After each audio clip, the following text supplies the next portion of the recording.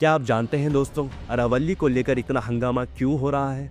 क्योंकि supreme court के नवंबर 2025 के डिसीजन में कोर्ट ने यह कहा है कि सिर्फ वही ज़मीन जो लोकल एरिया से 100 मीटर से ज़्यादा ऊंची हो उसे पहाड़ माना जाएगा।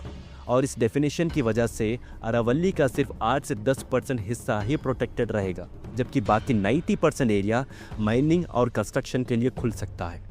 इसीलिए दिल्ली, एनसीआर और राजस्थान में लोग जोर शोर से सेव अरावली प्रोटेस्ट कर रहे हैं। सरकार ने 23 दिसंबर को नए माइनिंग लीसेस पर फुल बैन लगा दिया, लेकिन जो नुकसान हो चुका है और जो आगे हो सकता है उस पर सरकार का स्टैंड क्लियर नहीं है।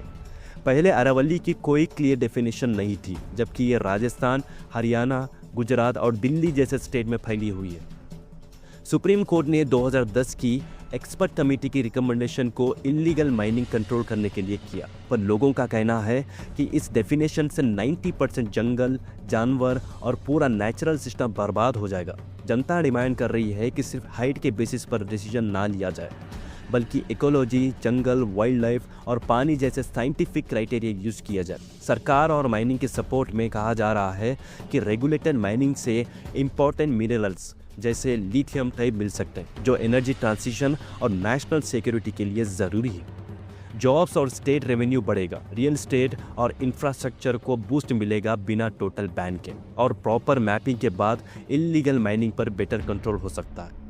लेकिन नुकसान बहुत भयंकर है दोस्तों। अरावली धूल के तूफान को रोकता है। अगर ये कमज़ोर हुआ तो डीसर्टिफिकेशन बढ़ेगी, सूखापन दिल्ली एनसीआर तक पहुंच जाएगा। दिल्ली पहले से ही हाईली पोल्यूटेड सिटी है।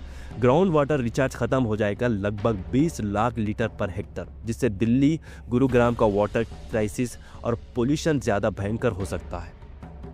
बायोडाइवर्सिटी खत्म हो जाएगी, जैसे जंगल, जानवर और ग्रेट इंडियन बस्टर जैसे स्पेसीज। एयर पोल्यूशन से कैंसर और सांस की बीमारियां बढ़ेंगी।